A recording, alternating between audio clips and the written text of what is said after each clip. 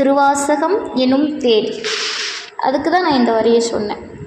அன்பு அப்படிங்கிற நாரிலே செந்தமிழ் சொற்களாகிய பூக்களை இறைவனுடைய அருள் என்னும் இன்பத்தேன் ததும்பி வழியுமாறு தொடுத்து அமைத்த பதிக பாமாலை திருவாசகம். அப்பேற்பட்ட சிறப்பு இந்த திருவாசகத்திற்கு உண்டு. மணிவாசகருடைய திருவாசகத்தில் என்ன ஒரு வேறுபாடு அப்படின்னா, இறை அருளை முழுமையாக பெற்றவர்கள் நிறைய பேர் இங்கே இருக்காங்க. அதில் எந்தவித ஐயமும் இல்லை. ஆனால் இறைவனோடு பேசி அந்த இறை உணர்வை, அந்த பக்தி பாடலில் இருக்கக்கூடிய அந்த பக்தி உணர்வை எல்லாருக்கும் சொன்னது மணிவாசக பெருமான். அளப்பெரும் பெருமையை, தங்களுடைய சிறுமையை பாடி, இறைவனின் பெருமையை பாடி, அந்த இறைவன் தம்மிடம் காட்டிய கருணையை பாடி இந்த உலகத்திற்கு கொடுத்தது திருவாசகம். இறை அனுபவத்தை இந்த திருவாசகத்தின் மூலமாக மணிவாசக பெருமான் நமக்கு கொடுத்திருக்கிறார். இறைவன் நமக்கு அருள் செய்தால், அவன் நமக்கு கருணை புரிந்தால் அந்த உணர்வு எப்படி இருக்கும்? இறைவனை உணரத்தான் முடியும்னு நாம் சொல்கிறோம் இல்லையா? இறைவனை உணரத்தான் முடியும். இறைவனை பார்க்க முடியுமா? கலிகாலமாச்சு. இறைவனை பார்க்க முடியுமா? உணரலாம். அந்த உணர்வை வெளிப்படுத்துவது இந்த திருவாசகம்தான். பக்தி பாடல்களில் தமிழில் இருக்கிற மாதிரி வடமொழியில் வேறு எந்த மொழி, வடமொழி மட்டும் இல்லை, வேறு எந்த மொழியிலுமே பக்தி பாடல்கள் இருக்கிற மாதிரி, தமிழில் இருக்கிற பக்தி பாடல்கள் மாதிரி எந்த மொழியிலுமே கிடையாது. தமிழ் மொழிக்கு மட்டும்தான் அந்த சிறப்பு. ஏன் அப்படின்னா, இறைவன் விரும்பி வந்து என்னை பாடு என்று சொன்ன மொழி தமிழ் மொழி மட்டும்தான். தமிழால் என்னை பாடு என்று தமிழோடு கலந்தது இறைவன் இந்த மொழி மட்டும்தான். அது நாராயணராக இருக்கட்டும், முருகப்பெருமானாக இருக்கட்டும், சிவபெருமானாக இருக்கட்டும், அம்பாலாக இருக்கட்டும், விநாயக பெருமானாக இருக்கட்டும். விநாயகருக்கு கூட தமிழால் பாடுறது ரொம்ப பிடிக்கும். அதனால் அந்த தமிழ் மொழியில் இருக்கிற அளவுக்கு பக்தி பாடல்கள் வேறு எந்த மொழியிலும் கிடையாது.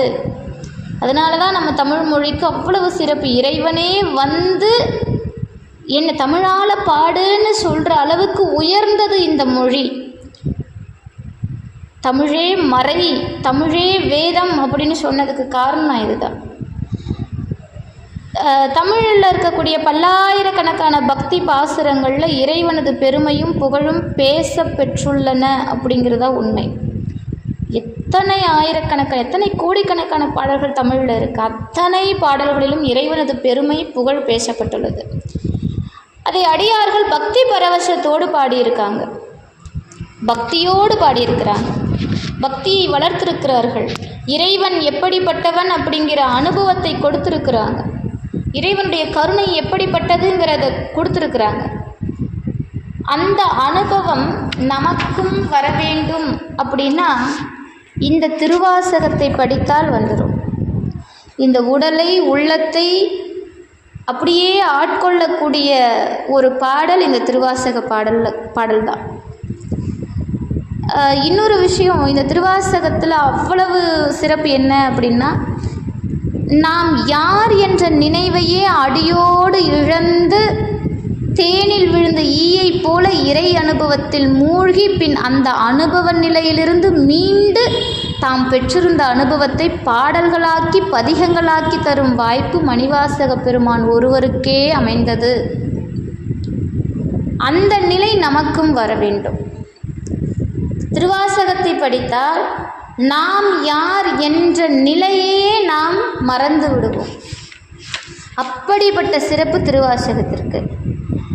தம் அறிவு கொண்டோ புலமை கொண்டோ பாடாமல் இறைவனுடைய அருளையே துணையாக கொண்டு தாம் ஒரு கருவியாக மட்டுமே நின்று பாடிய பாடல். அப்போ எந்த அளவுக்கு இதில் இறை அனுபவம் இருக்கும்னு பாருங்க. திருவாசகம் மணிவாசகருடைய பேரன்பின் பிழம்பாக திகழ்வது. தன்னை ஒரு முறை ஊட்டுவது, ஒவ்வொரு பாடலும் தேனாக தித்தித்து இறை அனுபவத்தை விளக்குவது. ஒவ்வொரு பாடலிலும் திருவாசகத்தின் சிறப்பை திருக்கலிற்றுப்படியார் அப்படிங்கிற சாத்திர நூலில் இறைவன் தமக்கு நல்கிய பரமானந்த பயனை வாத ஊரடிகள் தமது திருவாயில் மலர்ந்த சொற்களால் வெளியிட்டார். அதனை ஓதிய அன்பரெல்லாம் கருவாதையிலிருந்து விடுபட்டார் அப்படின்னு சொல்லப்பட்டிருக்கு. நால்வர் நான்மணி மாலையில் திருப்பெருந்துறை புகுந்து பேரின்ப வெள்ளம் மூழ்கிய புனிதன் மொழிந்த வாசகமே வாசகம் என்று பாராட்டப்படுகிறது. திருவாசகத்தை படிக்கிறவங்க, பாராயணம் செய்கிறவங்க, திருவாசகம் முற்றோதல் சிவாலயங்களில், சைவ திருமடங்களில், அன்பர் இல்லங்களில், எல்லா இடங்கள்லையும் திருவாசகத்தை பாடுறோம் அப்படின்னா அந்த இடத்துல சுவாமி வந்து அப்படி ஆனந்த கூத்தாடக்கூடியவன்.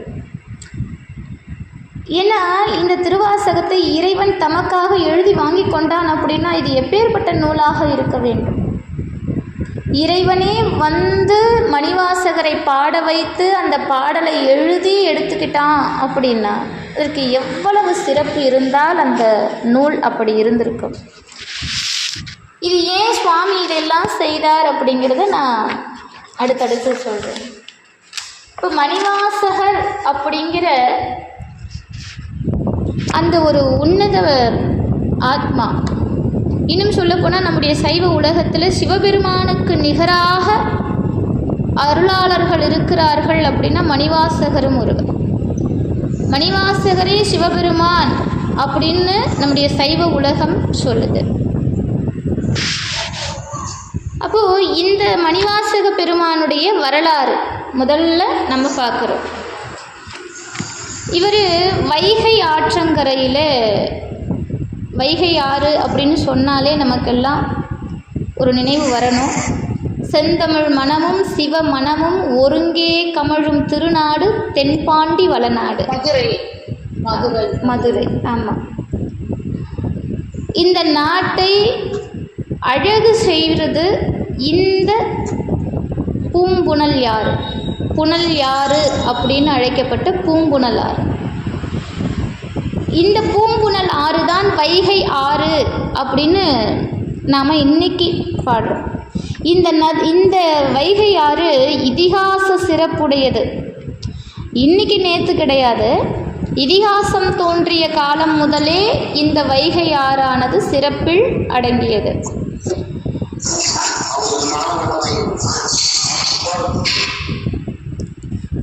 அப்படிப்பட்ட இந்த வைகை ஆற்றங்கரையில் மதுரை மாநகரத்திலிருந்து ஒரு 7 மைல்கள் தொலைவில் திருவாதவூர் அப்படிங்கிற ஒரு தலம் உண்டு.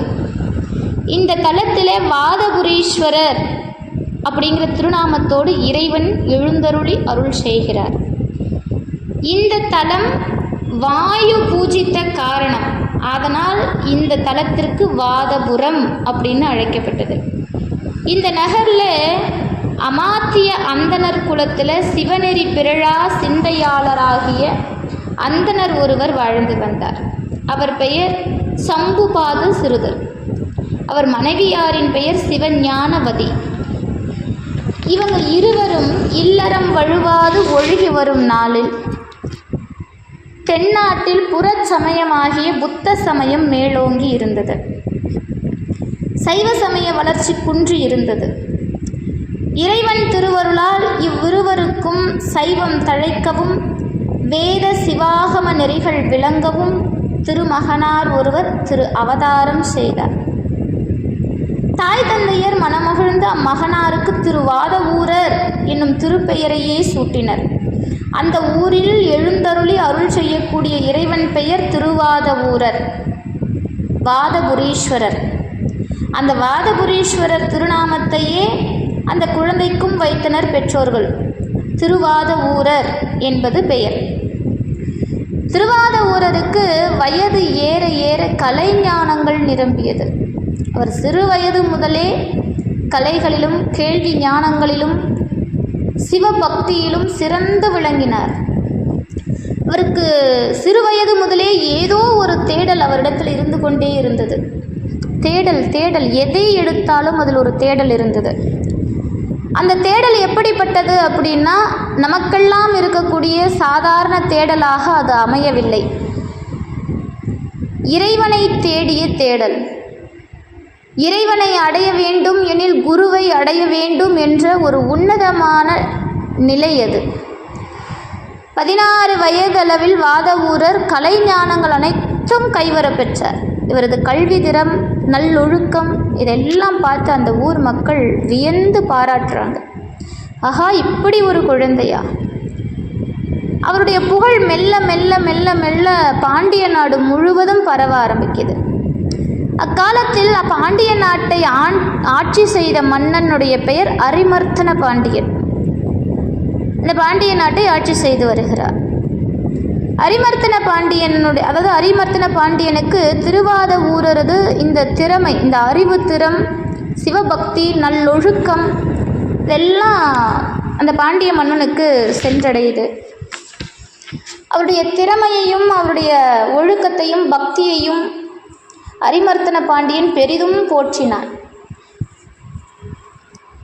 அதனால் அவரை தனது அவைக்கு அழைத்து மிகவும் ஆனந்தமாக அவருடைய அறிவை, அவருடைய நலனை கண்டு களித்து தென்னவன் பிரமராயன் அப்படிங்கிற பட்டத்தை சூட்டுகிறார். தென்னவன் பிரமராயன்.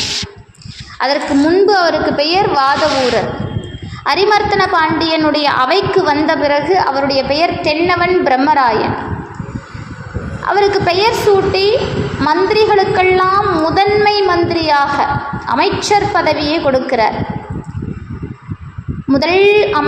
முதன் மந்திரியாக அமர்த்தி கொண்டார். யாரு?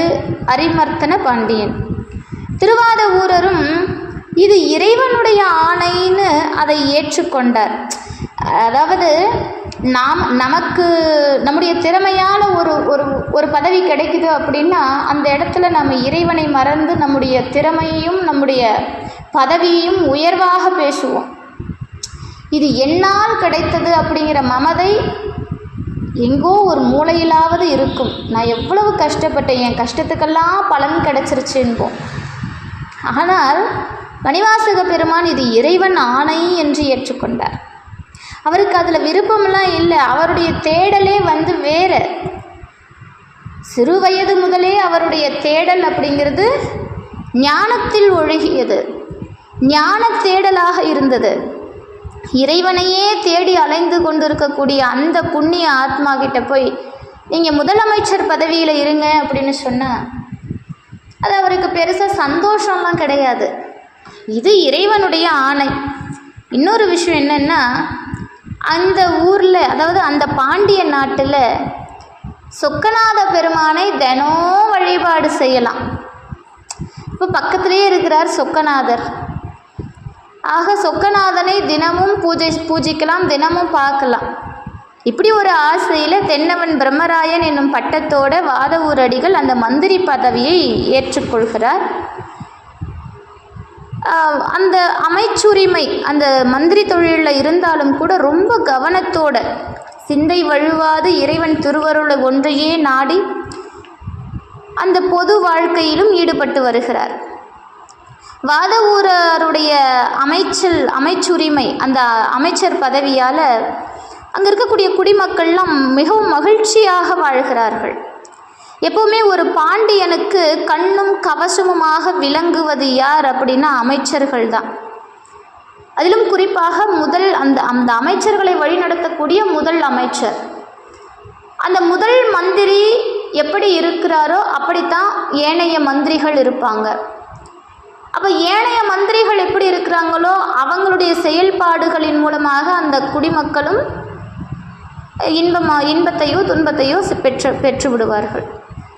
அந்த பாண்டிய நாடே மிகவும் மகிழ்ச்சியாக இருக்கிறது இந்த வாதவூர் அடிகளாரின் அமைச்சர் பதவியினால். ஆனால் இவருக்கு இந்த அமைச்சர் பதவி மேலே மட்டும் ஒரு பற்றே இல்லாமல் இருக்கிறார்.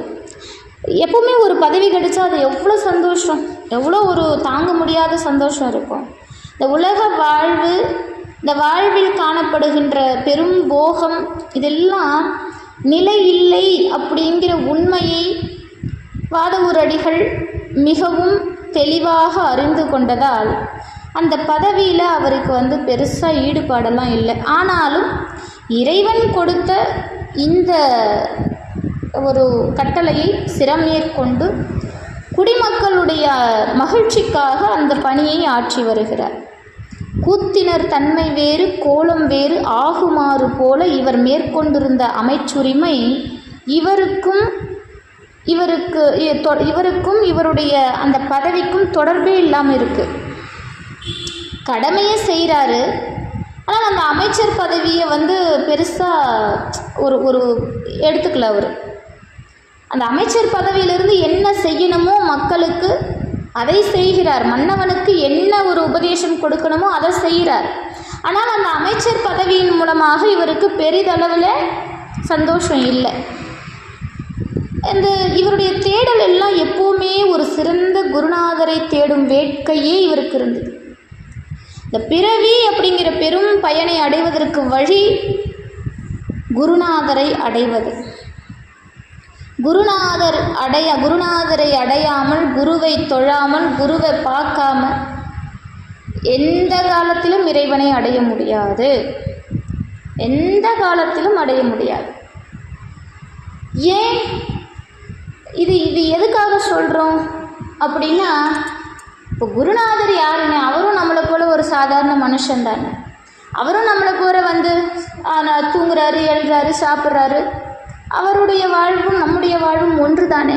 அவரும் மனிதர் தானே. அப்படி இருக்க குரு அப்படின்னு வந்துட்டால் மட்டும் ஏன் அவர் சிவத்தினும் மேன்மையாக கருதப்படுகிறார்? அந்த இறைவனையே காட்டும் இடத்தில் அவர் இருக்கிறதால அவருக்கு அத்துணை சிறப்பு ஏன் அப்படின்னா, ஒரு 3 விஷயங்கள் உண்டு. இறைவன் நம்மை 3 ரூபமாக ஆட்கொள்கிறான். ஒன்று, நமக்குள்ளே இருந்து உணர்த்துறது, இறைவனே குருவாக வர்றது. இது மணிவாசக பெருமானுக்கு நடந்தது.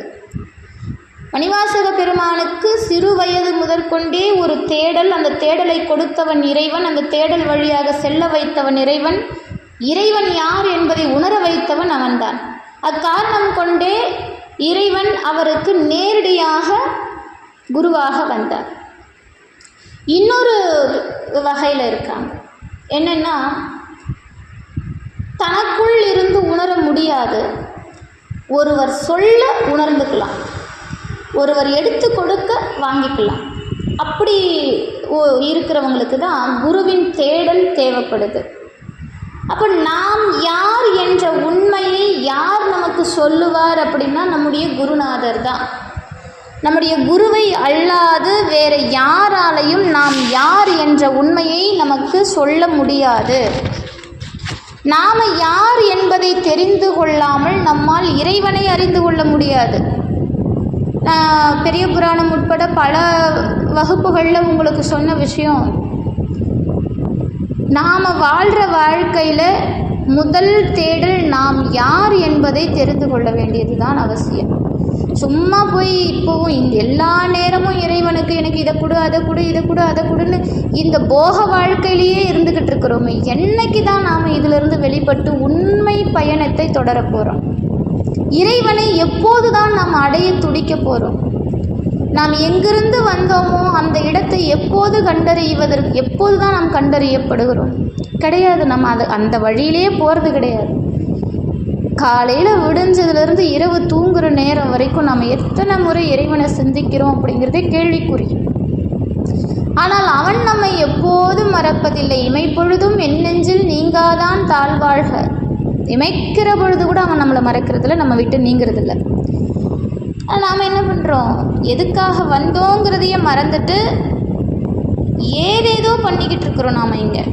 அப்போ இந்த தன்மை மாறும். எப்படி மாறும்னா, நம்முடைய வாழ்க்கையில் நாம் செய்யக்கூடிய புண்ணியங்களால், முந்தை தவ வினைகளால் குருநாதரை அடையக்கூடிய ஒரு நேரம், ஒரு காலகட்டம் வரும். நம்ம வாழ்க்கையில் எப்படியோ இருந்திருப்போம், எங்கெங்கேயோ இருந்திருப்போம். நமக்கு திருவாசகமோ பெரிய புராணமோ திருப்புகழோ நமக்கு தெரிய வாய்ப்பில்லை.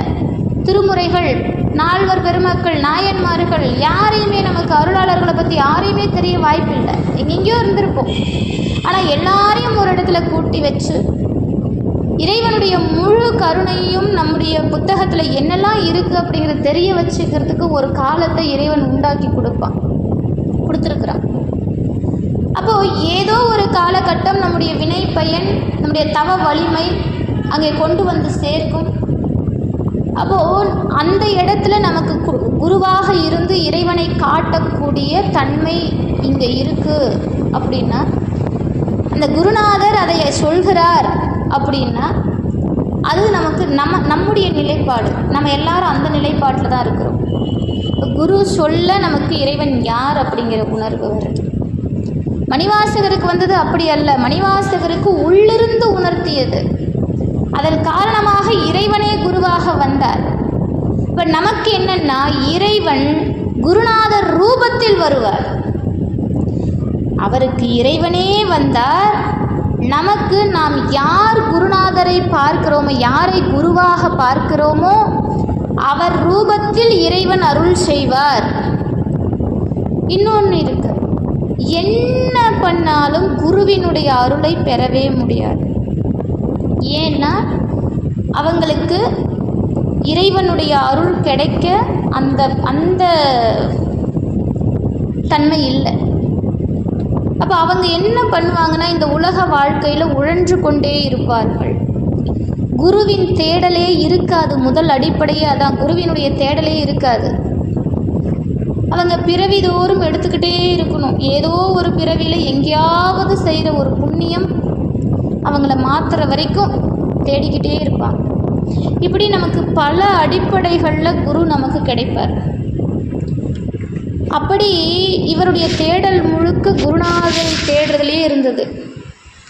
அந்த சமயத்தில் தான் ஒரு முறை வாதவூர் தம்முடைய அரசவையில் இருக்கும்போது அரசர் என்ன செய்கிறார், குதிரை சேவகர்கள் அரசர்கிட்ட வந்து, அரசே நம்முடைய குதிரை படைகள்லாம் குறைஞ்சி போச்சு, ரொம்ப வயது முதிர்ந்த குதிரைகளும் நோய் நிறைந்த குதிரைகளும் தான் இருக்குது. ஏன்னா ஒரு அரசனுக்கு குதிரை படை அப்படிங்கிறது இன்றியமையாத படை.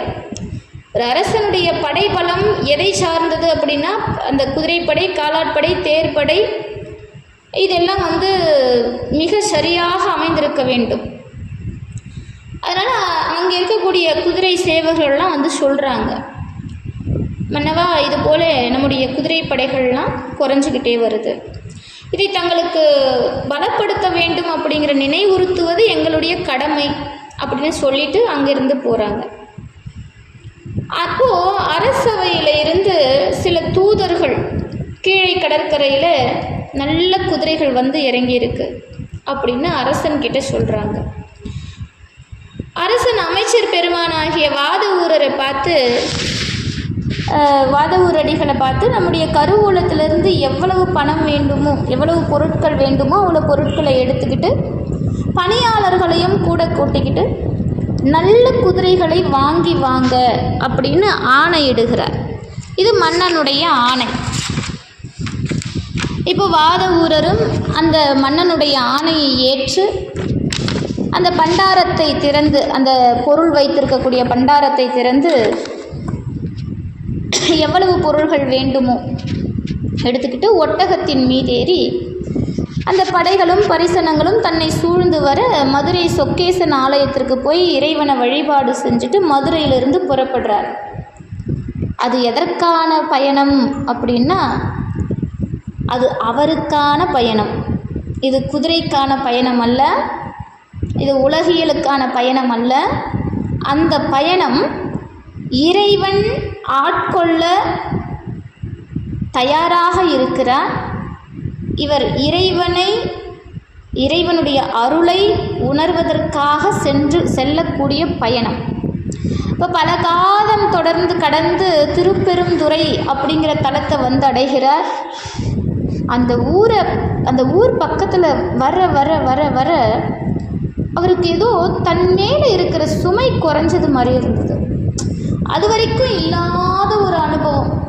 தன் மேலே இருக்கக்கூடிய சுமை ஏதோ பெரிய பாரத்தை வச்சுக்கிட்டு இருக்கிற மாதிரியே மணிவாசகருக்கு ஒரு கவலை இருந்தது. அந்த சுமைகள் எல்லாம் குறைஞ்சிக்கிட்டே வர மாதிரி ஒரு உள்ளுணர்வு, இனம் புரியாத இன்பம், என்னன்னே சொல்ல தெரியல. அதான் இறைவனுடைய அந்த அருள், இறை அனுபவம். அப்போ இத்தலமே இறைவன் தன்னை ஆட்கொள்ளும் இடம் அப்படிங்கிற உணர்வு தோன்றியதாம் மணிவாசகருக்கு.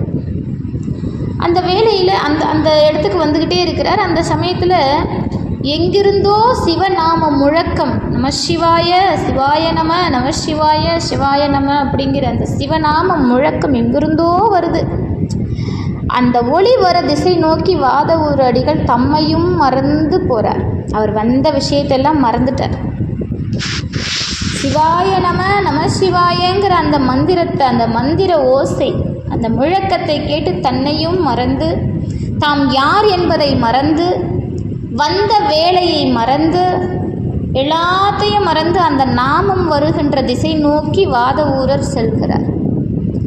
அங்கே போனால் ஒரு இடத்துல கல்லால மரம், ஒரு பெரிய கல்லால மரம், அந்த கல்லால மரம் போல ஒரு குருந்த மரத்தடியில் சீடர்கள் எல்லாம் இருக்க ஞானமே வடிவாக ஒருவர் எழுந்து அருளி இருந்தாராம். வேத சிவாகமங்களும் புராண இதிகாச சமய நூல்களும் இப்படி பல நூல்களையும் கற்று தெளிந்தவர்கள் போல சீடர்கள் அங்கே இருக்கிறாங்களாம். இப்போ சீடர்களை பார்த்தா ஏதோ தெரியாதவங்க மாதிரிலாம் இல்லை, ஒன்றும் தெரியாதவங்கெல்லாம் சீடர்களாக இல்லையா.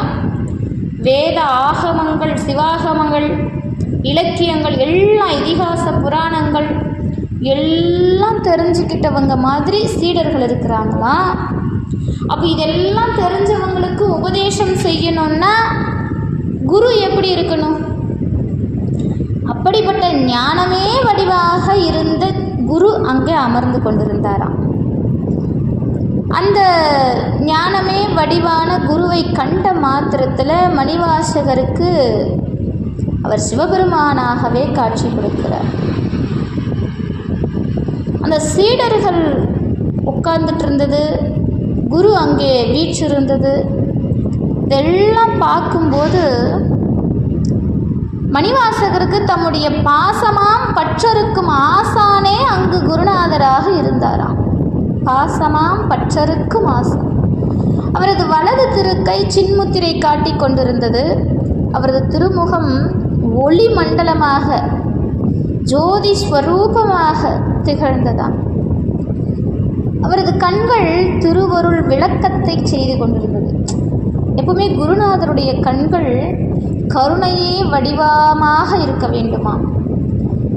கருணையின் உச்சம் கடவுள் அப்படிங்கிறத குருநாதர் தம் கண்கள் பார்வை வழியாக காட்டுவார். இந்த உலகத்தில் நமக்கு குருநாதரை போல் ஒரு துணை இல்லை அப்படிங்கிறது அருளாளர்களுடைய வாக்கு. ஆன்மீக பயணிகள், ஆன்மீகவாதிகளுடைய ஒரு மாபெரும் நம்பிக்கை என்னன்னா குருநாதர் தான். ஏன்னா இந்த உலகத்தில் யார் எதை விட்டாலும் குருநாதர் நம்மளை விட மாட்டார், குருநாதர் நம்மளை ரட்சிக்கக்கூடியவர் அப்படிங்கிற நம்பிக்கை உண்டு. அவருடைய கருணை பார்வை மணிவாசக பெருமானை அப்படி ஈர்த்து கொண்டது.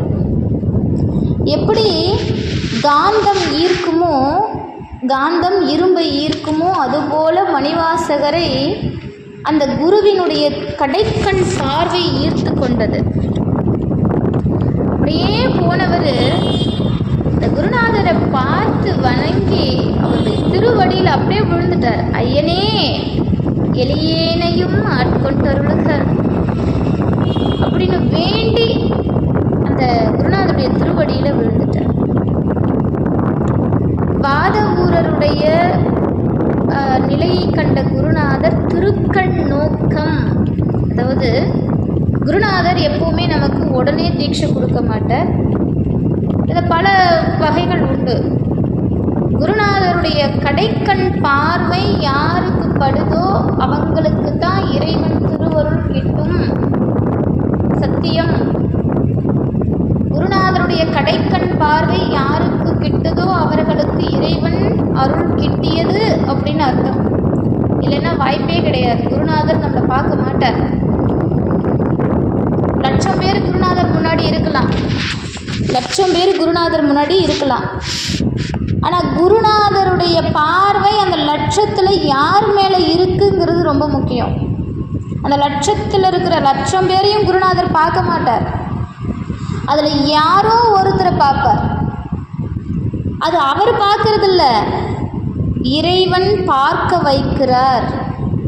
குருநாதர் மூலமாக இறைவனுடைய கருணையை குருநாதர் மூலமாக நமக்கு கொடுக்கிறார். அப்போது மணிவாசக பெருமான் குருநாதரின் திருவடியில் வீழ்ந்த உடனே அந்த குருநாதருடைய திருக்கண் நோக்கம், இதுதான் முதல் தீட்சை, திருக்கண் நோக்கம். அந்த திருக்கண் நோக்கம், அந்த திருக்கண் இவர் மேலே பட்டது, அவருடைய பார்வை இவர் மேலே பட்டது. இது முதல் தீட்சை. அடுத்து பரிசம். குருநாதர் நம்மை தொடுகிறார் அப்படின்னா, நம் தலை மீது கை வைத்து நம்மை ஆசிர்வதிக்கிறார் அப்படின்னா இதுதான் பரிசம். இந்த ஸ்பரிச தீட்சைங்கிறது ஒன்று உண்டு, திருக்கண் தீட்சை. அந்த பார்த்து தம்முடைய சீடனுக்கு அருள் செய்வது, ஸ்பரிசித்து தம்முடைய அருளை, தம்முடைய ஆசீர்வாதத்தை தம் கரத்தினால் சீடனுக்கு வழங்குவது, இதான் ஸ்பரிசம். அடுத்துதான் திருவடி தீட்சை, அதன் பிறகுதான் உபதேசம். இப்படி நிறைய தன்மை உண்டு. குருநாதர் திருவடியில் இவர் விழுந்த உடனே அவர் திருக்கண் நோக்கினார், ஸ்பரிசித்தார். அவருடைய திருவடிகளை மணிவாசக பெருமான் தலைமீது சூட்டி 5 எழுத்தை அவருக்கு உபதேசம் செய்தார். இவ்வாறு அவரை ஆட்கொண்டருளிய பெரும் கருணையை வியந்த வாதவூரர் தம்முடைய குருநாதருடைய திருவடிகளை மீண்டும் வணங்கி வணங்கி வணங்கி நிற்கிறார். ஏன்னா அவர் காலம் முழுக்க தேடினதே அதுதானே, குருநாதர் தேடல் தானே அவருக்கு சிறு வயதிலிருந்தே இருந்தது. ஞானாசிரியரது திருவருள் நோக்கால் ஞானத்தின் திருவுருவமாக வாதவூரர் மாறினார். அவருடைய திருவடி பட்ட உடனே இந்த பற்று பாசம் எல்லாம் அறுந்து போச்சு. இந்த உலக சுமையிலிருந்து வெளிவந்துட்டார். ஞானமே வடிவமாக நின்றார். தம்முடைய குருநாதரின் திருவடிகளுக்கு தம்மை ஆட்கொண்ட கருணையை பாமாலைகளாக, சொல் மாலைகளாக, அப்படி பாடல்களாக சூட்டுகிறார் மணிவாசக பெருமான். அப்படியே ஆடி பாடி தொழுகிறார். அவரால் அந்த சந்தோஷத்தை சொல்ல முடியல, வார்த்தையால் சொல்ல முடியல. எப்பவுமே ஒரு விஷயம் தெரிஞ்சுக்கோங்க, இந்த ஆன்மீக வாழ்க்கையில், ஏன்னா இந்த ஆன்மீக வாழ்க்கை அப்படிங்கிறது ஒரு பிறவியில் நமக்கு கிடைக்காதுங்க. ஒரு பிறவியில் ஆன்மீக பயணம் அப்படிங்கிறது கிடைக்காது. எடுத்த பிறவியெல்லாம் ஆன்மீக பயணம் அமையாது. ஏதோ ஒரு பிறவியில் ஆன்மீக பயணம் நமக்கு கிட்டும். அது நம்முடைய தவ வலிமை, முன்பு செய்த புண்ணிய தவம். இந்த தவ வலிமையினால் எங்கோ எப்படியோ நமக்கு ஒரு காலம் ஆன்மீக பாதையில் நம்மை இழுத்து செல்லும். அந்த ஆன்மீக பாதைக்கு வர வரைக்கும் நம்ம வாழ்க்கையில் ஏதேதோ சந்தோஷம் இருக்கும். இது கிடைச்சா சந்தோஷப்படுவேன், அது கிடைச்சா சந்தோஷப்படுவேன், நல்லா படித்து பெரிய மார்க் எடுத்துட்டா சந்தோஷப்படுவேன், school topper, class topper, school topper, district topper, state topper, எல்லாம் சந்தோஷப்படுவேன், நல்ல வேலை கிடைச்சிட்டா சந்தோஷப்படுவேன், நல்ல வாழ்க்கை அமைஞ்சிட்டா சந்தோஷப்படுவேன், நல்ல குழந்தைங்க அமைஞ்சிட்டா சந்தோஷப்படுவேன், அந்த குழந்தைங்களுக்கு நல்ல வாழ்க்கை அமைஞ்சிட்டா சந்தோஷப்படுவேன். இப்படி ஒவ்வொரு கட்டத்திலும் இது கிடைச்சா சந்தோஷம், இது கிடைச்சா சந்தோஷம் அப்படின்னு நம்ம சந்தோஷங்களை மாற்றிக்கிட்டே இருப்போம். அது எங்கேயுமே போய் முடியாது, எங்கேயுமே போய் முடியாது. 90, 100 வயசு ஆச்சுன்னா கூட அங்கேயும் ஒரு தேடுதல் இருக்கும்.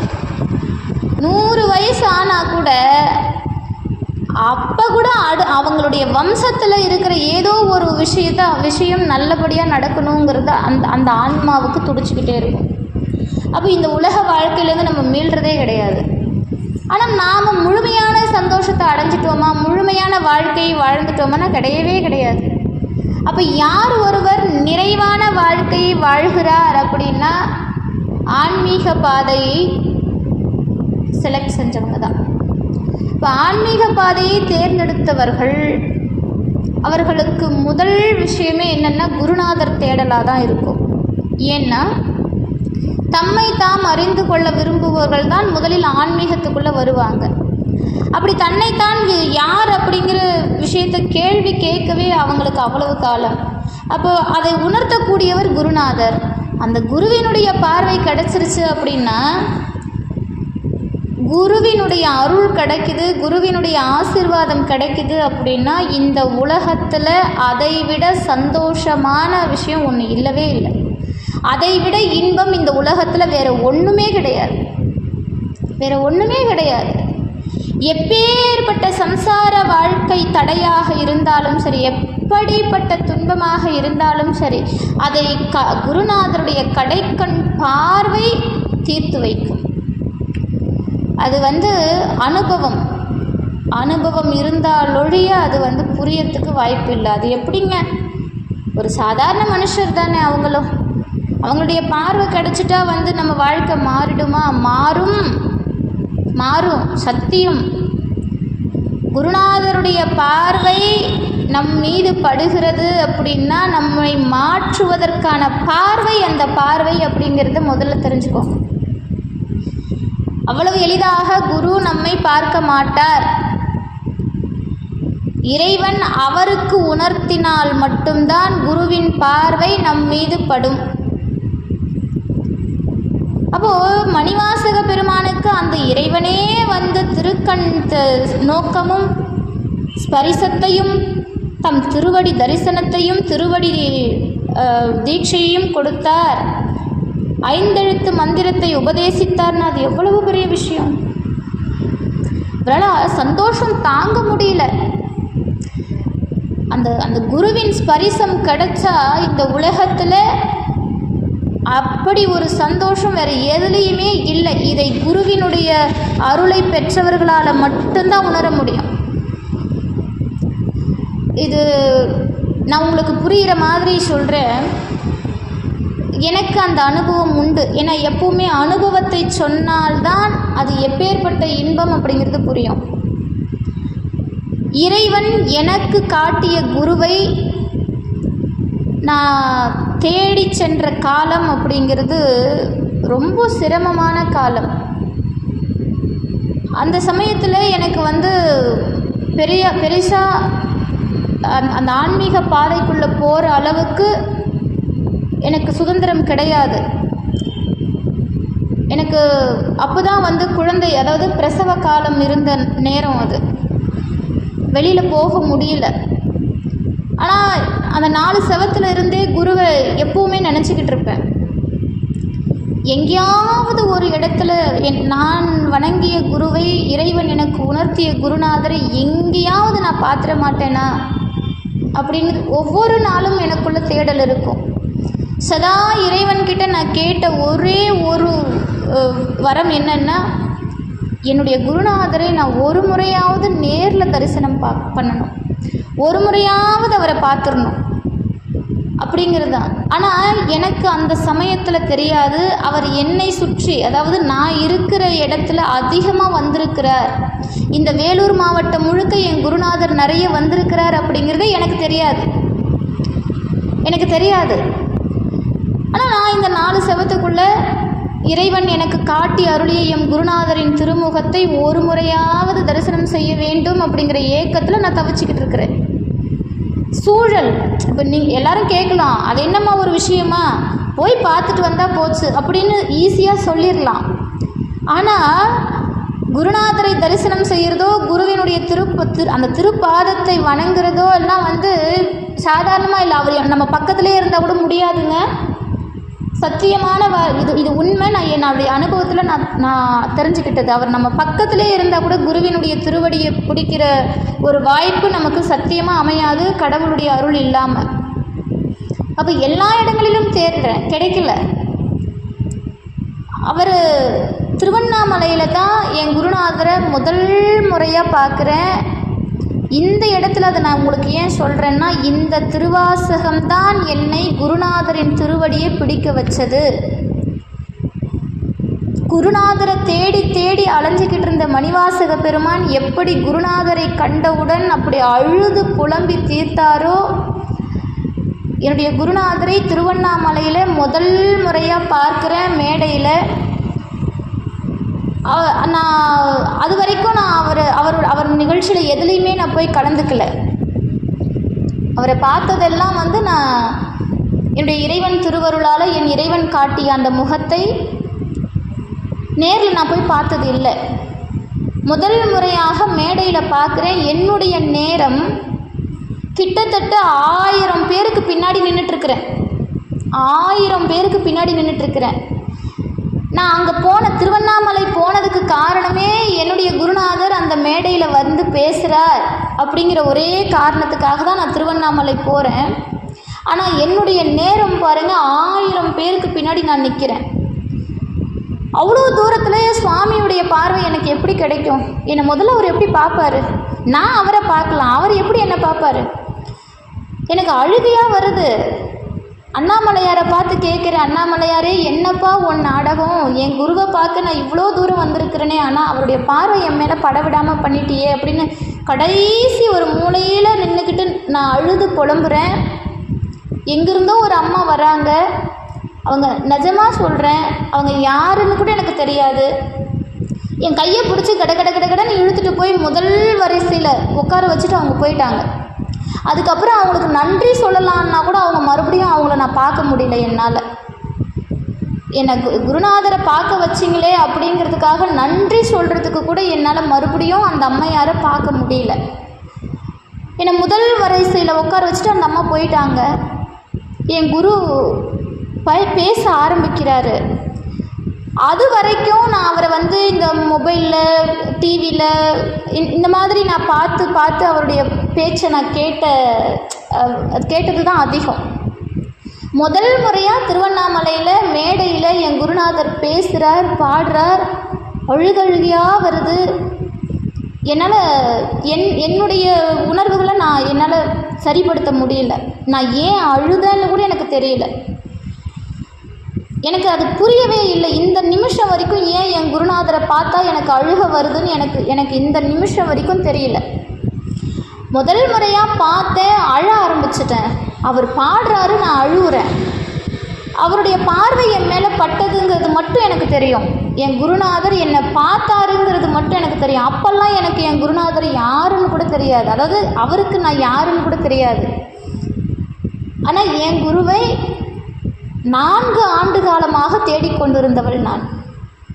அவருடைய பார்வை என் மேலே படுது. ஏன்னா நான் அங்கே இருக்கிற எல்லாருலேயும் நானும் ஒருத்தி. அந்த 1000-2000 பேரில் நானும் ஒருத்தி. ஆனால் என் குருநாதருடைய பார்வை எனக்கு கிடைச்ச முதல் இடம் திருவண்ணாமலை தான். நான் சத்தியமாக சொல்கிறேன், என் குருவை நான் பார்த்த முதல் இடம் திருவண்ணாமலை தான். அதுவும் எதுனாலனா இந்த திருவாசக மேடை தான்.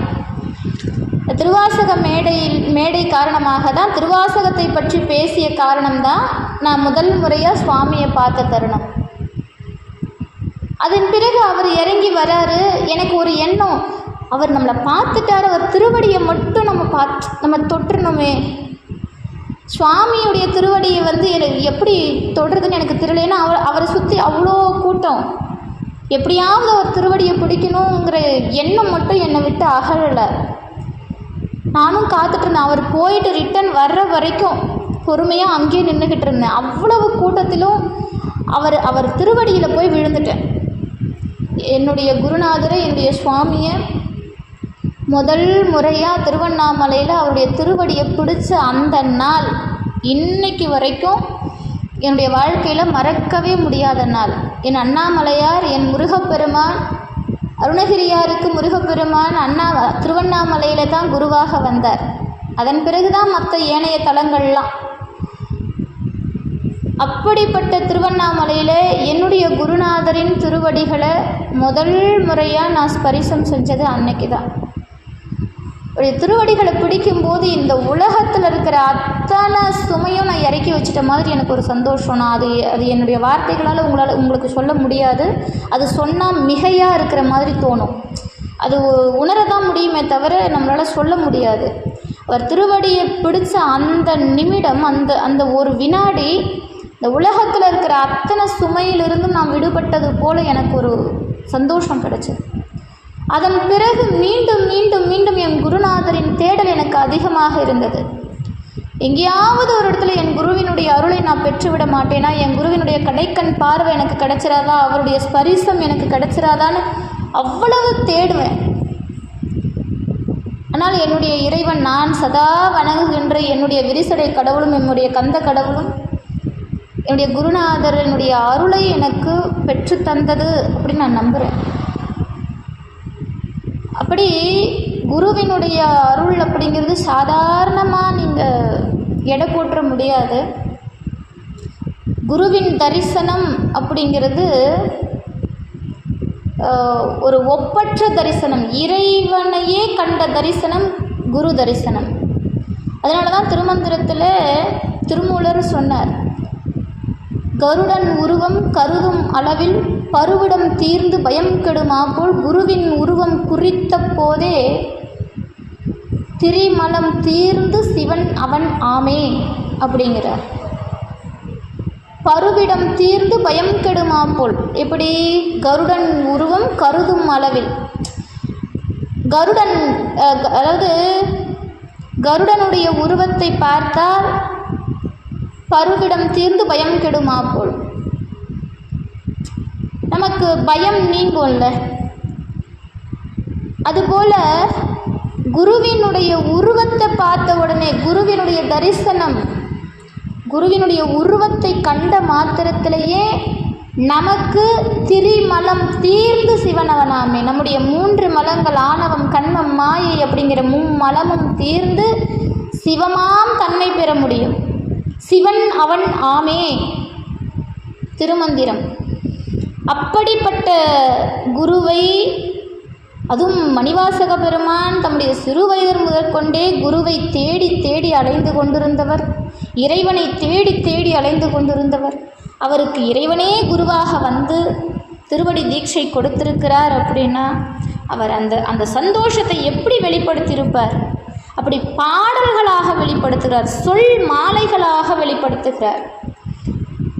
அந்த இறைவன் முன்பு, அந்த குருநாதர் முன்பு வாத ஊரார் பாடிய இந்த இனிமையான பாடல்களை எல்லாம் கேட்க கேட்க அப்படி ஒரு ஆனந்தமா, எல்லாருடைய மனசையும் உருக்குற அளவுக்கு இந்த பாடல் இருந்த காரணத்தினால அந்த குருநாதர் இவரை பார்த்து, வாத ஊரரை பார்த்து மாணிக்க வாசகன் அப்படின்னு பெயர் கொடுக்கிறார்.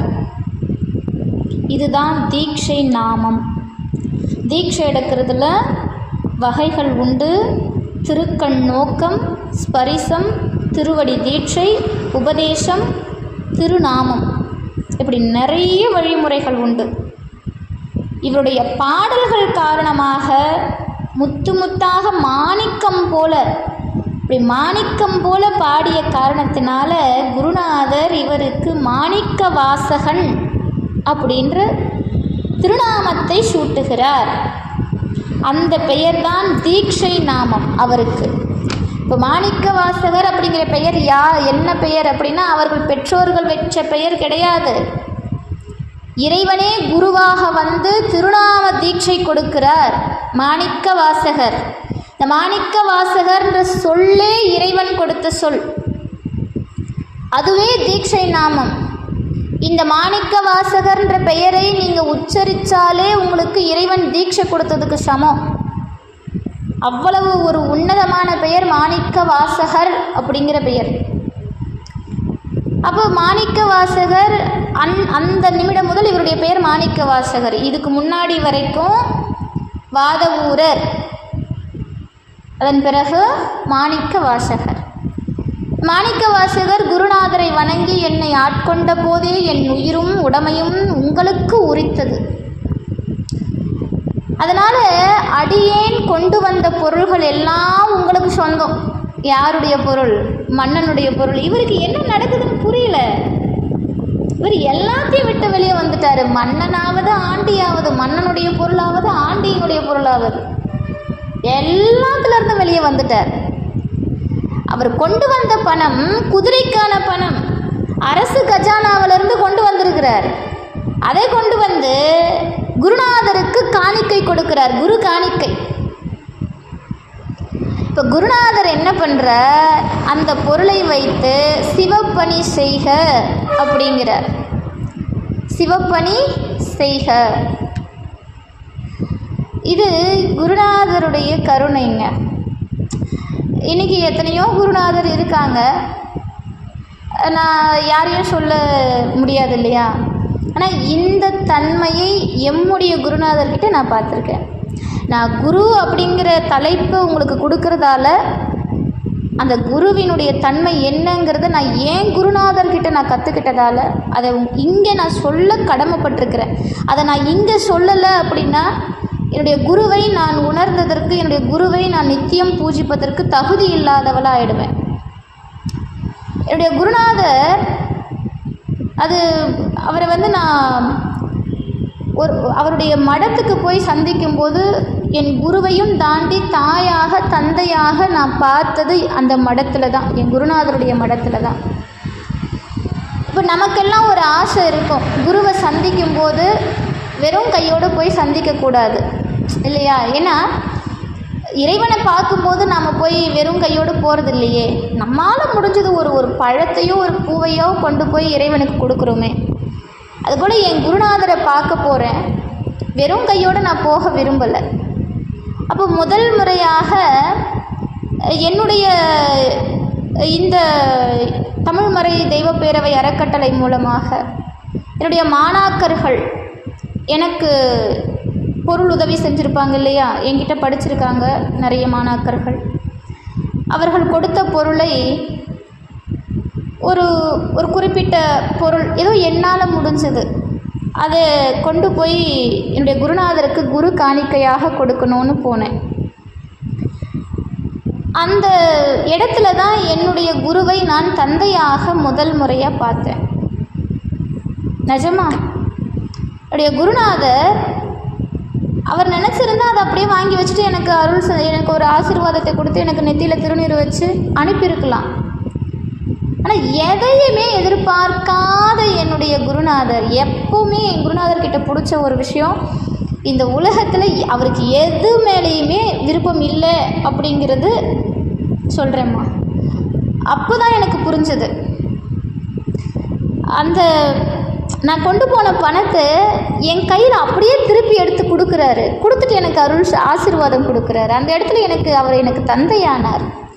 ஏன்னா ஒரு தந்தை மட்டும்தான் தன்னுடைய மகள் வளர்ச்சியில் எந்த எதிர்பார்ப்பும் இல்லாமல் இருப்பார். இதை என் தந்தையார் கதா காலட்சேபம் பண்ணவர். அர்ஜுனனுடைய இதெல்லாம் நிறைய பாடுறது, அர்ஜுனர் தபஸ் ஏறுறது, இதெல்லாம் அவருடைய கலை. இப்போ ஒரு சமயம் எங்களுக்கு திருமணமான புதுசில் அர்ஜுனர் தபஸ் ஏறுறார் என்னுடைய தந்தையார். அப்போ அர்ஜுனர் தபஸ் ஏறணுன்னா மகளாக ஏதாவது பரிசு கொடுக்கணும் அப்படின்னு அந்த ஊர் வழக்கம். ஆனால் எனக்கு அது தெரியல. அப்போ என்ன பண்ணுறதுன்னு தெரியல. திடீர்னு அந்த நேரத்துக்கு எங்கள் கையில் இருந்த மோதிரத்தை கழட்டி அப்பாவுக்கு கொடுத்தேன். அப்போ என்னுடைய அப்பா அதை வாங்கி மறுபடியும் எனக்கே கொடுத்தாரு. அப்பாவுக்கு போய் யாராவது இது செய்யலாமா அப்படின்னு அந்த ஒரு இடத்த என் குருநாதர்கிட்ட நான் அன்னைக்கு பார்த்தேன். என் குருநாதர் எனக்கு தந்தையாக இருந்து என்னுடைய வளர்ச்சியில் மட்டும்தான் அவருக்கு அக்கறை இருக்குது அப்படிங்கிறத நான் அந்த இடத்துல முதல் முறையாக உணர்ந்தேன். நான் கொடுத்த காணிக்கை எனக்கு அப்படியே எடுத்து கொடுத்தாரு. நான் அது அந்த இடத்துல எனக்கு அவர் தந்தையானார். ஒரு படி மேலே ஒரு தாய் என்ன பண்ணுவா அப்படின்னா, நம்ம தாயை பார்க்க போகிறோம் அப்படின்னா நம்ம கிளம்பும்போது அம்மா கிட்ட என்ன இருக்கோ அதை கொண்டு வந்து பொண்ணுக்கு கொடுக்குற வழக்கம் தாய்க்கு உண்டு. அது தாய் பாசம்னு சொல்லுவாங்க. என் குருநாதர் அது வரைக்கும் என்கிட்ட பேசிட்டு நாங்கள் கிளம்பும்போது அவர் பணித்தால் அங்கே வேலை செய்கிறதுக்கு ஆட்கள் இருக்கிறாங்க, யார்கிட்டையாவது சொல்லி இதை செய்யுங்க அப்படின்னு அவர் கை நீட்டி சொல்லலாம். சொன்னால் செய்கிறதுக்கு வேலையாட்கள் அவ்வளவு பேர் பணியாட்கள் இருக்காங்க, அடியார் பெருமக்கள் இருக்கிறாங்க, எல்லாரும் செய்வாங்க. ஆனால் எம்முடைய குரு அவரே அவருடைய ஆசனத்திலிருந்து எழுந்து சென்று அம்பாளுக்கு சாத்தி இருந்த புடவையை எனக்கு கொண்டு வந்து கொடுத்தார்.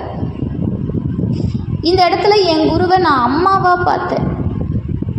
அவரே போய் எடுத்துகிட்டு வந்து எனக்கு கொடுக்க வேண்டிய நிலை இல்லை. யாருக்காவது சொன்ன அந்தம்மா அதை கொண்டு வந்து இந்த அம்மா கிட்ட கொடுத்துருங்கன்னு என் குரு சொல்லியிருக்கலாம். ஆனால் என்னுடைய குருநாதர் அவரே சென்று கொண்டு வந்து என் கையில் கொடுத்து அனுப்பின அந்த தருணத்தில் நான் என் குருநாதரை தாயாக பார்த்தேன். எமக்கு தாயாக, தந்தையாக, எமக்கு குருவாக, எல்லா நேரங்களிலும் எனக்கு அருள் செய்யக்கூடிய ஆசானாக என்னுடைய குரு இருந்திருக்கிறார். அப்படிப்பட்ட குருநாதரை நான் எந்த அளவுக்கு நேசிச்சிருப்பேன், எந்த அளவுக்கு அவரை நித்தியமும் பூஜிச்சிருப்பேன். அது ஒரு சாதாரணமாக எனக்கே அந்த எண்ணம் வருது அப்படின்னா, மணிவாசகர் வாழ்நாள் முழுக்க குருவை தேடினவர், தம்முடைய வாழ்நாள் முழுக்க இறைவனை குரு வடிவத்தில் தேடினவர்.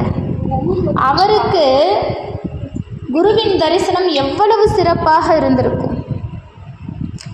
அப்போ குருநாதருக்கு இவர் கொடுத்த காணிக்கையை அந்த குருநாதர் கொடுக்கிறார். இதை கொண்டு சிவப்பணி செய்க அப்படின்னு ஆணையிடுகிறார். அந்த கட்டளையை சிறமேற்கொண்ட மணிவாசக பெருமான் குதிரை வாங்குவதற்காக தம்மிடம் கொடுத்த அந்த அத்தனை பொருளையும் வைத்து கோயில் கட்ட ஆரம்பிக்கிறார். சிவப்பணி செய்ய ஆரம்பிச்சிட்டார். இந்த மணிவாசக பெருமானுடைய இந்த நிலையை கூட வந்தாங்க இல்லையா, இவர் கூட சில அமைச்சர்களும் சில ஆட்களும் வந்திருக்கிறாங்க. அப்போ அவங்கெல்லாம் இவரை பார்த்துட்டு இவர் இன்னும் வேறுபட்ட நிலையில் இருக்கிறாரு, குதிரையை கொண்டு மதுரைக்கு செல்ல வேண்டுமே அப்படிங்கிற எண்ணம் இவருக்கு கொஞ்சமும் இல்லையே, என்ன பண்ணுறதுன்னு தெரியல. அப்போ அவங்க எல்லாம் மணிவாசகர்கிட்ட வந்து நினைவூட்டுறாங்க, அமைச்சரே இது போல் நம்ம குதிரையை வாங்கிக்கிட்டு மதுரைக்கு போகணும், நீங்கள் என்ன இப்படி இருக்கீங்க, வாங்க. இப்போ மணிவாசக பெருமான் அவங்க பேசுகிறதெல்லாம் கேட்கவே இல்லை, காதலே விழலை அவங்களுக்கு. ஏன்னா மணிவாசகர் இறைவனுடைய திருவடி தீட்சையை பெற்றுவிட்டார். இதுக்கு மேலே இந்த உலகத்தில் இருக்கிற விஷயம்லாம் அவர் காதுக்கு எட்டுமா? எட்டாது. அவர் எதுக்காக இந்த உலகத்துக்கு வந்தாரோ அது நடந்துருச்சு. அப்போ இறை வழிபாட்டில் மூழ்கி இருந்த இவரை பார்த்த அந்த பணியாளர்கள்லாம் மதுரை மாநகருக்கு போய் பாண்டிய மன்னன் கிட்ட சொல்கிறாங்க இப்படி நடந்த விஷயத்தெல்லாம். இந்த செய்தியை கேட்ட உடனே பாண்டிய மன்னனுக்கு கோபம் தாழலை. என்ன பண்ணுறாரு, ஒரு திருமுகம் ஒன்று எழுதுறார். இந்த காலத்துக்கு சொல்லணும்னா லெட்டர். அந்த காலத்தில் ஒரு சுவடியில் ஒரு பனை ஓலையில் எழுதி அனுப்புவாங்க, திருமுகம் எழுதி வாத ஊரர்கிட்ட சேர்க்க சொல்லி ஆணையிட்டு அனுப்புகிறார். சேவர்களும் திருப்பெருந்துறையை அடைஞ்சு அரசன் அளித்த அந்த திருமுகத்தை அமைச்சர் பிரான்கிட்ட கொடுக்குறாங்க. யார்கிட்ட? மணிவாசகர் வாத ஊர்கிட்ட கொடுக்குறாங்க. இந்த வாத ஊரர் என்ன பண்ணுறார், மன்னனுடைய கோபத்தை புரிந்து கொண்டு தம்முடைய குருநாதர்கிட்ட போய் நிகழ்ந்த இதெல்லாம் சொல்லி நிற்கிறாரு.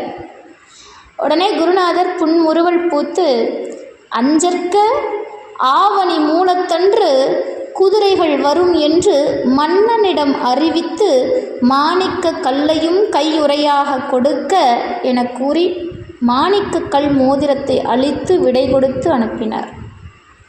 அஞ்சற்க,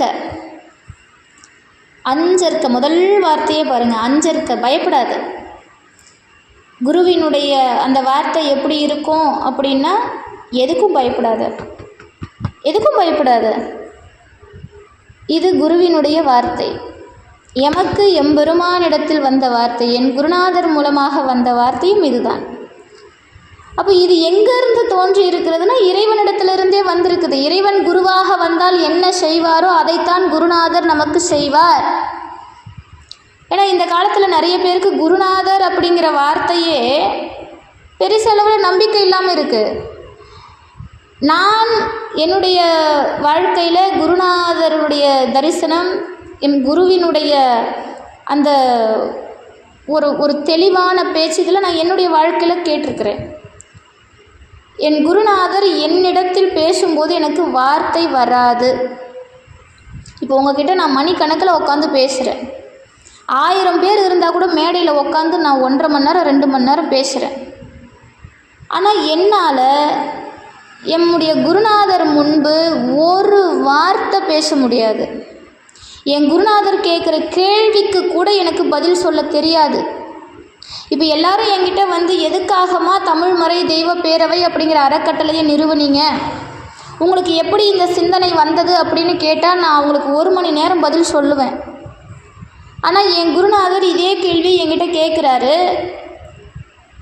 வாய் திறந்து பதில் சொல்ல முடியல. அந்த பேச்சு இல்லாத நிலைமை ஏன் எனக்கு வருதுன்னு எனக்கு தெரியல. என்னால் குருநாதர் முன்னாடி பேச முடியல, வாயவே திறக்க முடியல. நான் என்ன கேட்டு என் குருநாதர்கிட்ட நான் என்ன கேட்கணும்னு ஆசைப்பட்றேனோ அதை கூட என்னால் சொல்ல முடியல. சுவாமியினுடைய திருவடி தீட்சை எனக்கு கிடைக்கணுங்கிறத கூட வெளிப்படுத்த முடியாத சூழலில் தான் என் குரு முன்னாடி நான் உட்காந்துட்ருக்கிறேன். ஆனாலும் என் குரு எனக்கு சொன்ன வார்த்தை, பயப்படாத, தைரியமாக செய், உனக்கு துணையாக இருப்பேன் அப்படிங்கிற வார்த்தை நான் வணங்கிய பரமனின் வார்த்தையாகவே அன்று எனக்கு பட்டது. இது குருவின் மூலமாக வரக்கூடிய அந்த வார்த்தைகளை அனுபவிக்கிறவங்களுக்கு அது புரியும்.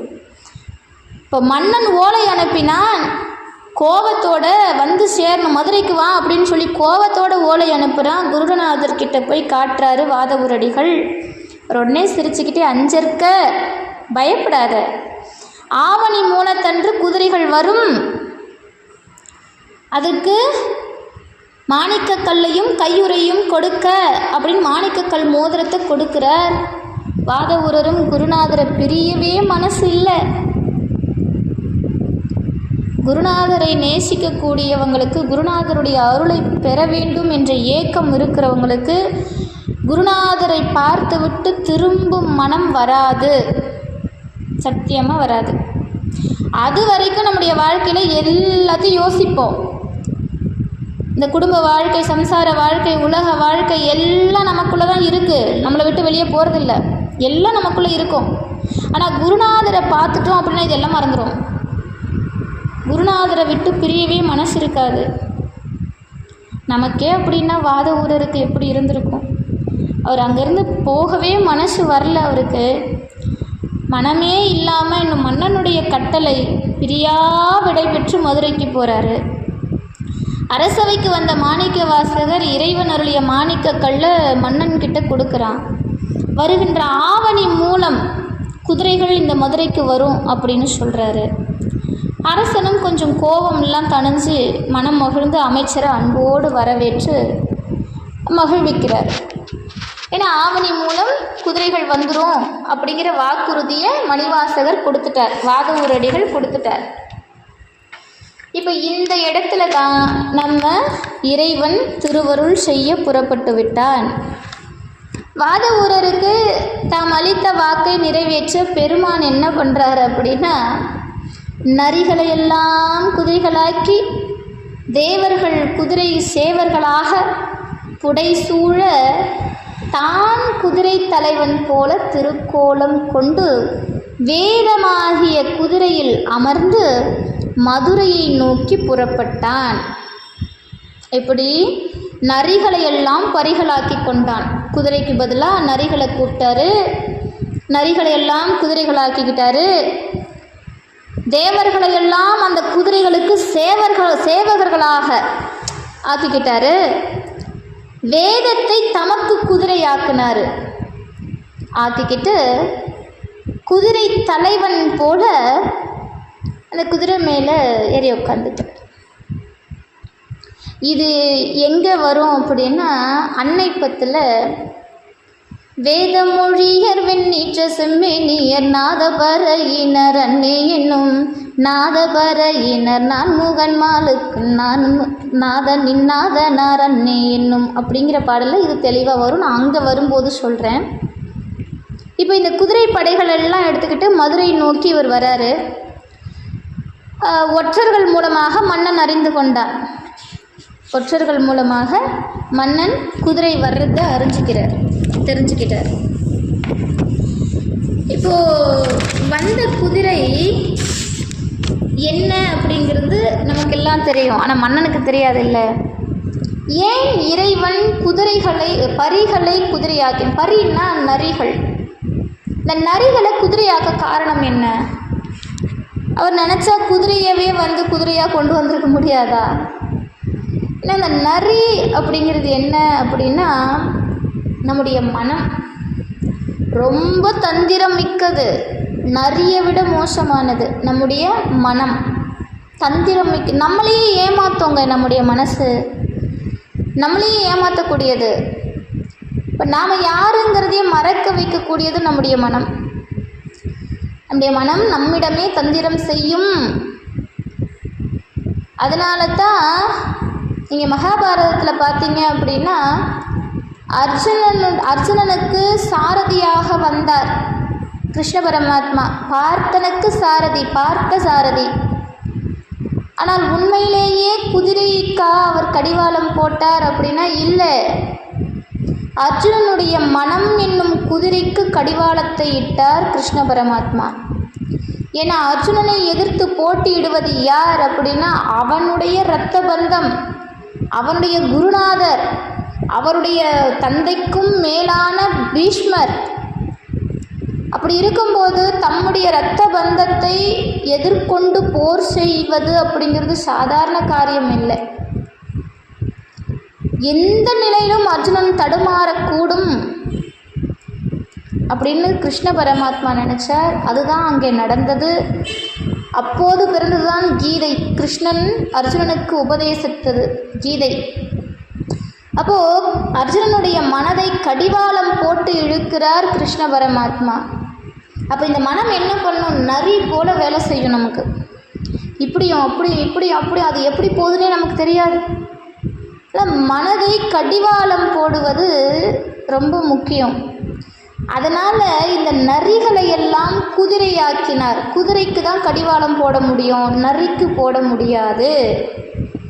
அப்போ இந்த நரி அப்படிங்கிற மனசை என்கிட்ட கொடு. இறைவனுடைய இதுக்கு என்ன அர்த்தம்னா, இந்த தந்திரம் மிக்க இந்த மனதை, இந்த நரி போன்ற மனதை இறைவனிடத்தில் ஒப்படைச்சிருங்க.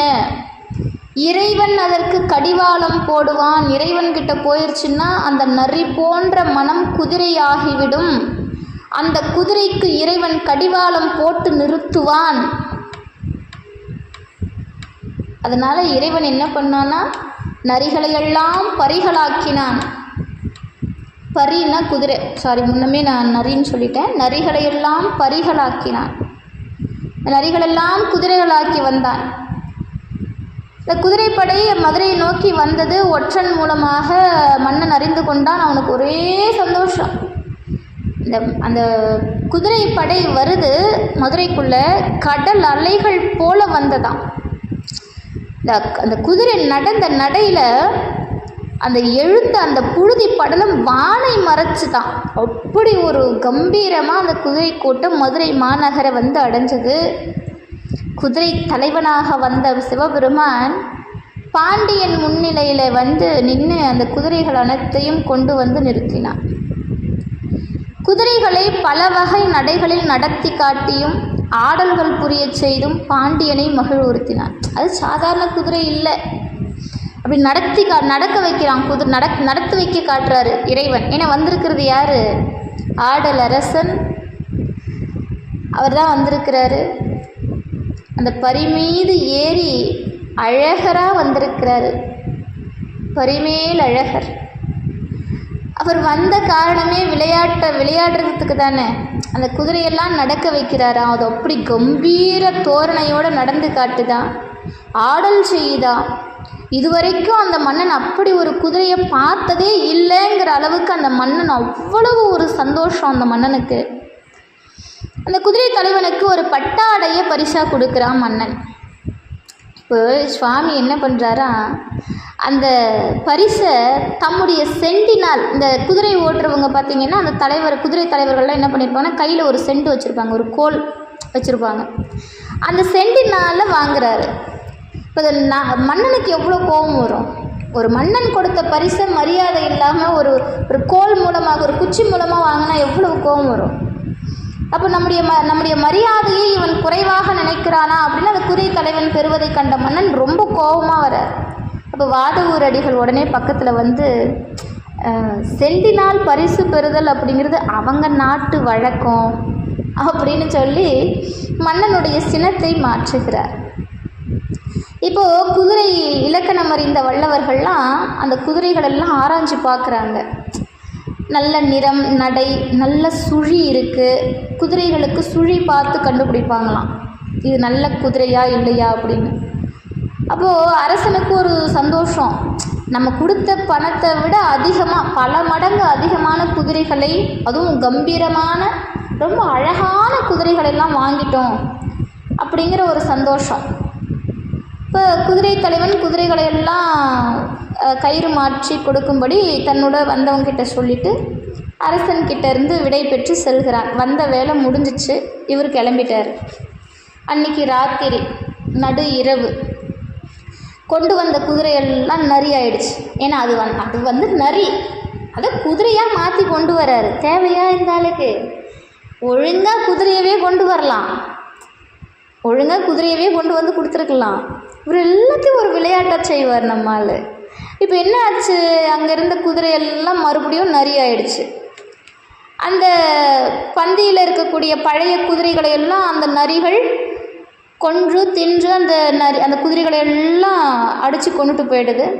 அந்த ஊர் மக்கள்லாம் அதை பார்த்து அஞ்சு மூளை முடுக்கெல்லாம் ஓடி மறையிறாங்க. காலையில் குதிரை சேவர்கள் அப்படியே உள்ளம் பதறி உடல் நடுங்கி அரசன்கிட்ட வந்து சொல்கிறாங்க. இந்த செய்தியை கேட்ட உடனே மன்னனுக்கு கோபம் தாங்க முடியல. அமைச்சர்களை வர வச்சு வாதவூர் செய்த அந்த வஞ்சனையை கூறி படைத்தலைவர்களை அழைச்சி வாதவூரரை அந்த சுடும் வெயிலில் நிறுத்தி தண்டனை அளிக்கணும். அவர்கிட்ட கொடுத்த பொருள்களை எல்லாம் திரும்ப பெற்றுக்கொண்டு வருமாறு உத்தரவிட்டார். எங்கேருந்து பொருள் இருக்குது? எல்லாத்தையும் தான் கோவில் கட்டிட்டாரே நம்மால். திருப்பெருந்துறையில் சிவாலயம் கட்டி முடிச்சாச்சு, எங்கிட்டிருந்து நம்ம கொண்டு வர்றது பணத்தை? இப்போ படை வீரர்கள் இவரை அழைத்து சென்று சுடு வெயிலில், இந்த வைகை ஆற்றுல அந்த மணலில் எப்படி இருக்குன்னு இப்போ பாருங்கள். வைகை ஆற்றுல அன்னைக்கே தண்ணி இல்லை போல இருக்குது. அப்போ அந்த வெயில் நிறுத்தி வைக்கிறாரு. தலையில் கல்லேற்றி நிறுத்தி வைக்கிறாங்க. வாதவூரர் இறைவன் திருவருளை நினச்சி, எனக்கு இந்த துன்பம் வர்றது முறையாகுமா அப்படின்னு கேட்குறார். சுவாமி, நான் உன்னை என்ன பண்ண வச்சா, என்ன செய்யணும்னு கேட்டால் நீ என்னையா எனக்கு செஞ்சு வச்சுருக்கிற, இதையா நீ எனக்கு செய்கிறது? எப்பவுமே நமக்கு அந்த கேள்வி இருக்கும்ல. நாம் ஒரு விஷயத்தை கடவுள்கிட்ட கேட்டிருப்போம், அவன் நமக்கு வேறு ஒன்று கொடுத்துருப்பான். நமக்கு அந்நேரத்துக்கு வரும் பாருங்க கோபம். நான் என்ன கேட்டால் நீ என்ன கொடுத்துருக்குற அப்படின்னு அவங்ககிட்ட நம்ம வந்து கேட்டுட்ருப்போம் இல்லையா? அந்த சூழலில் தான் மணிவாசகரும் நிற்கிறார். நான் உங்ககிட்ட ஒன்று கேட்டால் நீ எனக்கு ஒன்று கொடுக்குறியே, இதெல்லாம் முறைதானா? இந்த துன்பம் எனக்கு வரணுமா? நான் என்ன செஞ்சேன்? உன்னையே நினைக்கிறத தவிர வேறு என்ன செஞ்சேன்? எனக்கு இந்த துன்பத்தை கொடுக்கலாமா அப்படின்னு நினச்சி வருந்தி இறைவனுடைய திருவருள் ஒன்றையே தாங்கி நின்றாராம். இப்போது வைகை ஆற்றுல வெள்ளம். இப்போ வாதவூரருடைய துன்பம் துடைக்கணும் இல்லையா? பெருமான் என்ன பண்ணுறாரு, வைகை ஆற்றுல அது வரைக்கும் பார்க்காத வெள்ளம் பெருகி வர செய்கிறார். அந்த பெரு வெள்ளம் மதுரை மாநகர் முழுவதும் விரைந்து பரவுது. அந்த விட்டால் மதுரையே அழிச்சிரும் போல இருக்கு, அவ்வளோ வெள்ளம். மக்கள்லாம் பயப்படுறாங்க, ஊழிக்காலமே வந்துருச்சு போல இருக்குதுன்னு அஞ்சு நடுங்குறாங்க. பாண்டியன் என்ன பண்ணுறாருன்னா, இந்த ஆற்று வெள்ளத்தை தணிக்கணும், பூ பொன் பட்டு முதலிய அணிகலன்கள் எல்லாம் ஆற்றில் விட்டு வெள்ளம் தணியுமாறு ஆற்றை பணிந்தான். அது அந்த காலத்து வழக்கம். ஆனால் அந்த வெள்ளம் மேலும் பெருகியதை தவிர சிறிதும் குறையலை. இப்போ அமைச்சர்களோடு கூடி ஆராய்ஞ்சு என்ன பண்ணுறான், மதுரை மக்கள் எல்லாருக்கும் ஒரு ஆணை கொடுக்குறான். வீட்டுக்கு ஒருத்தர் வந்து இந்த அணையை கட்டணும், இந்த ஆற்றினுடைய கரையை அடைக்கணும். இப்போது எல்லாரும் வீட்டிலேருந்து ஒவ்வொருத்தர் வரணும். அரசனுடைய ஆணையை ஏற்று அந்த ஊர் மக்கள் எல்லாம் அவங்கவுங்க வீட்டிலேருந்து ஒவ்வொருத்தர் வந்து செய்கிறாங்க. அப்போ அந்த ஊரில் மூதாட்டி ஒருத்தர் இருந்தாங்க. அவர் வந்தி அப்படிங்கிற கிழவி. அந்த பாட்டி என்ன பண்ணும் அப்படின்னா பிட்டு வைக்கிறது தான் அந்த பாட்டிக்கு வேலை. தனக்கு அவங்களுக்கு பணித்த பணியை செய்கிற அளவுக்கு அந்த பாட்டிக்கு உடல்நிலை இல்லை, வீட்டில் ஆளும் இல்லை. ஆனால் அந்த வீட்டிலேருந்து ஒருத்தர் வந்து கண்டிப்பாக செஞ்சாகணும், மன்னனுடைய ஆணை. இப்போ என்ன பண்ணுறதுன்னு தெரியல. அந்த வந்தி பாட்டி எப்படின்னா இறைவன் மீது ரொம்ப அன்பு கொண்டவர், இறைவன் மீது சதா அன்பு கொண்டவர். தினம் தாம் செய்கின்ற அந்த பிட்டை இறைவனுக்கு படையலிட்டுட்டு பிறகுதான் அதை வியாபாரத்துக்கு கொண்டு வருவாளாம். அப்படிப்பட்ட அன்பு இறைவன் மீது அந்த வந்தி பாட்டிக்கு இருந்தது. அப்போது இறைவன் என்ன நினச்சாரா, அந்த வந்தி பாட்டியினுடைய துன்பத்தை தவிர்ப்பதற்காக கூலியாள் போல தோன்றினானா. அப்படி தம்முடைய திருத்தோற்றத்தை எல்லாம் மறைத்து கொண்டார். ஜடாமுடியை மறைச்சிக்கிட்டார், அந்த புலித்தோலை மறைச்சிக்கிட்டார், ருத்ராட்சங்களை மறைச்சிக்கிட்டார். தம்முடைய வெந்நீர் அடிந்த அந்த உடலை எப்படி மாற்றிக்கிட்டாராம் அப்படின்னா, தலையில் ஒரு தலப்பாக, அதுக்கு மேலே ஒரு கூடை, கையில் ஒரு மண்வெட்டி, அப்படி ஒரு கூலியாள் மாதிரி நம்மால் வராரு. யாரேனும் கூலி கொடுத்து என் வேலை கொள்வார் உண்டோ அப்படிங்கிறாரு. யாரேனும் கூலி கொடுத்து என் வேலை கொள்வார், வேலை செய்கிறேன் கூலி கொடுங்கன்னு கேட்கல, எனக்கு கூலி கொடுத்து என் வேலையை ஏற்றுக்கோங்க. இது இறைவனால் மட்டும்தான் சொல்ல முடியும்ல, ஏன்னா அவர் வந்த வேலையே வேறு அப்படின்னு சொல்லிக்கிட்டே வராரு. அப்படி வந்தவர் அந்த வந்தி பாட்டி கண்ணில் படுறாரு. இப்போ இந்த வந்தி பாட்டிக்கு ரொம்ப சந்தோஷம். அப்பா சாமி, கடவுளையே அனுப்பி வச்ச மாதிரி வந்திருக்கிற, எனக்கு கூலியாள் வேணும், ஆனால் எனக்கு உனக்கு பணம் கொடுக்குற அளவுக்கெல்லாம் என் வசதி இல்லை, அதுக்கு பதிலாக இந்த பிட்டையே உனக்கு கூலியாக தரேன் அப்படிங்கிறார். இந்த பிட்டையே கூலியாக தருகிறேன் அப்படிங்கிறார். சரி, வந்த கூலியாலும் அதற்குத்தானே வந்தார், பிட்டுக்காக தானே வந்தார். அப்போ என்ன ஆச்சு? சரி அப்படின்னு சொல்லிட்டு அவர் கொடுத்த பிட்டை வாங்கி சாப்பிட்றார். சாப்பிட்டுட்டு நீங்கள் சொல்கிற வேலையை நான் செய்கிறேன். ஆனால் அன்னைக்குன்னு பாருங்கள் ஒரு திருவிளையாடல், அதை நம்ம இங்கே சொல்லியே ஆகணும். கூலி கொடுங்க, எவ்வளவு கூலி, எத்தனை கூலின்னா எவ்வளவு பிட்டு கொடுப்ப? அப்போ அந்த வந்தி பாட்டி சொல்கிறாங்க, இந்த பிட்டு நான் பிடிச்சி வைக்கிறேன், உதிர்ந்து போகிற பிட்டு எல்லாம் உங்களுக்கு தான், மீதம் பிட்டு வியாபாரத்துக்கு. அன்னைக்குன்னு இந்த பாட்டி பிடிக்கிற அந்த பிட்டு மொத்தமாக உதிர்ந்து போகுது, சரியாக அமையவே இல்லை. வந்திருக்கிறது யார்? இறைவனாச்சு. அப்போது எல்லா பிட்டும் உதிர்ந்து போகுது. இவர் சாப்பிட்ற வரைக்கும் சாப்பிட்டாரு, மீதம் இருக்கிற பிட்டை வாங்கி மூட்டையில் கட்டிக்கிட்டாரு, அதை தூக்கிக்கிட்டாரு, ஆத்தங்கரை நோக்கி ஓடிட்டார். வந்திருக்கிற வேலையை ஆரம்பிச்சிட்டார். இப்போ வேலை தொடங்கிய இப்போ அங்கே வந்து எல்லாம் வேலை நடந்துக்கிட்டு இருக்குது. இவர் என்ன பண்ணுறாரு, கொஞ்சமாக அந்த அவர் கொண்டு வந்த மண்வெட்டியில் ஒரு ஒரு ஒரு தூண்டு ஏதோ என்ன வேலை செய்யணும் இல்லையா, கொஞ்சமாக அப்படி மண் எடுத்து அந்த கூடையில் போட்டுக்கிட்டு அதை எடுத்து தன் தலைமையில் வச்சுக்கிட்டு அந்த கரையில் கொட்டிட்டு கலப்படந்து ரொம்ப டயர்டாயிட்டார். அதுக்கே எதுக்கு ஒரு பிடி மண்ணை எடுத்து கூடையில் போட்டு கரையில் கொட்டினதுக்கே நம்மால் டயர்டாயிட்டார், ரொம்ப களைப்பாயிட்டார். களைப்பாயிட்டு ஓய்வு எடுக்கிற நேரம் வேறு. போய் என்ன பண்ணுறாரு, ஒரு மரத்தடியில் படுத்துக்கிட்டு போய் பிட்டு கொடுத்து விட்டா இல்லையா பாட்டி, அந்த பிட்டை சாப்பிட்றது, ஆடுறது, பாடுறது, இப்படியே ஒரு பொழுதுபோக்காகவே இருக்கிறார். அப்போது அந்த இடத்துல இவர் செய்கிற வேலைகளெல்லாம் ஏனைய பணியாளர்கள், அங்கே இருக்கிற அமைச்சர்கள் எல்லோரும் பார்த்துட்டு கோபம் வருது அவங்களுக்கு. எல்லாருடைய கரையும் அது யார் யாருக்கு என்னென்ன பணி கொடுத்தாங்களோ அவங்க பணியெல்லாம் நடந்துருச்சு. ஆனால் இந்த வந்தி பாட்டியினுடைய பணி மட்டும் நடக்கலை. ஏன்னா நம்மால் தான் இப்படி பாடிக்கிட்டு இருக்கிறாரு, ஆடிக்கிட்டு பாடிக்கிட்டு பிட்டு சாப்பிட்டுக்கிட்டு இப்படி இருக்கிறாரு. வந்ததுக்கு ஒரு வேலை செஞ்சுட்டாரு, என்னென்னா ஒரு கைப்பிடி மண் எடுத்து கரையில் போட்டார். வந்ததுக்கு ஒரு வேலை முடிஞ்சுது. இப்போது இந்த பிட்டு வைக்கக்கூடிய வந்தி பாட்டியினுடைய பங்கு மட்டும் அப்படியே இருக்கிறதால மன்னனுக்கு செய்தி போகுது, மன்னனுக்கு கோபம் வருது. அதனால் அந்த பகுதி அதாவது நூற்றை கெடுத்தது குறுணி அப்படின்பாங்க. எல்லாருடைய வேலையும் நல்லா இருந்தால் கூட ஒரு கரை அடைப்படலைன்னா கூட அது வந்து எல்லா கரையும் வீணாக்கிடும் இல்லையா? அதுபோல் இவருடைய வேலை மற்றவங்கெல்லாம் செஞ்சாங்க இல்லையா, அந்த கரையெல்லாம் அழிக்கிற மாதிரி இருக்குது. உடனே மன்னன் கிட்ட இந்த செய்தி போது மன்னன் கோபம் தாங்கலை. வந்த உடனே தன்னுடைய கை பிரம்பால், எப்பவுமே மன்னன் கிட்ட ஒரு பிரம்பு இருக்கும், அந்த பிரம்பால் ஓங்கி அடிக்கிறான் அந்த கூலியால். அந்த அடித்த மாத்திரத்தில் கூலியாளாக வந்த பெருமான், அதாவது ஒரு கூடை மண்ணை சுமந்தார், வெள்ளமும் வற்றி போச்சு. பாண்டியன் அடித்த அந்த பிரம்படி அண்டம் முழுக்க பரவியது. அரசன், அரசி, அமைச்சர், காவலாளர்கள், ஏனைய மக்கள், எல்லா உயிர்கள் எல்லார் மேலேயும் பட்டது.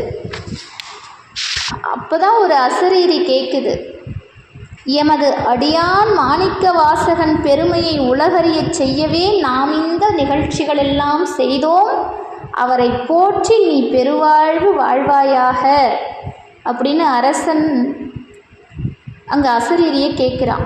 எல்லார் காதலையும் அந்த அசரீரி கேட்குது. இப்போ வாதவூரர் இறைவன் தன் பொருட்டு கூலியாளாக வந்த திருவருளை எண்ணி எண்ணி எண்ணி அழுகிறார். சுவாமி, எனக்காக வந்து மண் சுமந்தியா நீ? உனக்கு என்னையா தலையெழுத்து? உனக்கு என்ன தலையெழுத்து? வேதங்களும் எல்லாம் வேதாகமங்கள்லாம் உன்னை தேடிக்கிட்டு ஓடிக்கிட்டு வந்துக்கிட்டு இருக்குது. எல்லா தேவர்களும் உனக்காக ஏங்கி தவிக்கிறாங்களே உன் திருவடி கிடைக்காம. மாலுக்கும் அயனுக்கும் காண முடியலையே உன் திருவடியும் திருமுடியும். எத்தனை முனிவர்கள், எத்தனை தேவர்கள், எத்தனை உயிரினங்கள் உனக்காக காத்து தவம் கிடக்குது. ஆனால் நீ என்ன பண்ண? எனக்காக இப்படி மண் சுமக்க வந்தியா சுவாமி நீ அப்படின்னு நினைக்கும் போதே மணிவாசகருக்கு அழுக தாழலை. இப்போது மணிவாசகருடைய அந்த வாதவூரருடைய பெருமையை மன்ன பெருமான் தெரிந்து கொண்டார். அதாவது எப்படின்னா, இறைவனே குதிரை சேவகனாகவும் கூலியாளாகவும் வந்திருக்கிறார் அப்படின்னா அப்போ மணிவாசகருடைய பெருமை எத்தகையது? இப்பேற்பட்ட உண்மை நான் எத்தனை வேலை வாங்கிட்டேன், அடிக்க துணிஞ்சிட்டேன், கடுமையாக நடந்துக்கிட்டேன், என்னை மன்னிக்கணும் அப்படின்னு சொல்லிட்டு மன்னர் பெருமான் மணிவாசகர்கிட்ட கேட்குறார்.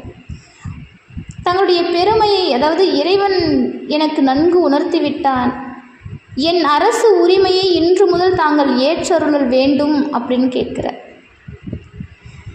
அப்போ அதாவது என் அரசு உரிமை மன்னனாக, ஏன்னா உங்களுக்கு பணி சொல்கிற கட்டளையிடுற இடத்துல நான் இல்லை, இறைவன் அருளை பெற்றவர்கள் நீங்கள், உங்களுக்கு கட்டளையிடுற இடத்துல நான் ஒரு நாளும் இருக்க மாட்டேன். அப்போ வாதவூரடிகள் பாண்டியன் கிட்ட சொல்கிறார், இறைவனுடைய திருவடி தொண்டு செய்ய என்னை உரிமையாக்குவதே இந்த உலக ஆட்சியை எனக்கு தருவதற்கு ஒப்பு. அப்படின்னா என்ன அர்த்தம்? என்ன இந்த அமைச்சர் பதவியிலிருந்து நீக்கிடுங்க, ஏன்னா இறைவனுக்கு மட்டுமே தொண்டு செய்கிறது தான் இந்த உலகத்திற்கே நான் இந்த உலக ஆட்சியை எனக்கு கொடுத்ததற்கு சமங்கிறார். மன்னனும் அவருடைய ஆசைக்கு இணங்க அவர் விரும்பியவாறே அவர் செல்ல விடுத்து திருவருள் உணர்வோடு தன் அரண்மனைக்கு சென்றார். மாணிக்க வாசகருக்கு திருப்பணி செய்ய வேண்டும் பொருளை பண்டாரத்திலிருந்து கொடுக்கவும் ஆணையிட்டான். மாணிக்க வாசகர் நம்முடைய அமைச்சர் பதவியை துறந்து தவ வேடம் தாங்கி இறைவனுடைய திருவிளையாடல்களை எண்ணி மகிழ்ந்தவராய் திருப்பெருந்துறையை வந்து அடைகிறார். அதன் பிறகு குருநாதர் அவரை விட்டு பிரிந்தது, அவர் பற்பல பாடல்கள் பாடினது, தல யாத்திரை சென்றது, திருவண்ணாமலையில் திருவெம்பாவை பாடினது, திருவம்மானை பாடினது, திருத்தில்லை தரிசனம், புத்த மதத்திரோட சமயவாதம், அதன் பிறகு ஊமை பெண்ணை பேச வைத்தது, இறைவன் திருவாசகம் கேட்டு எழுதியது அப்படின்னு இன்னும் மீதம் இருக்கக்கூடிய வரலாறுகள் அடுத்த வகுப்பில் உங்களுக்கு நடக்கும். இதோட நம்முடைய திருவாசக வகுப்பில் திருவாசக பாடல்கள் உங்களுக்கு இசையோடு பாடி அனுப்பப்படும். அதற்கான பொருளும் சொல்லப்படும்.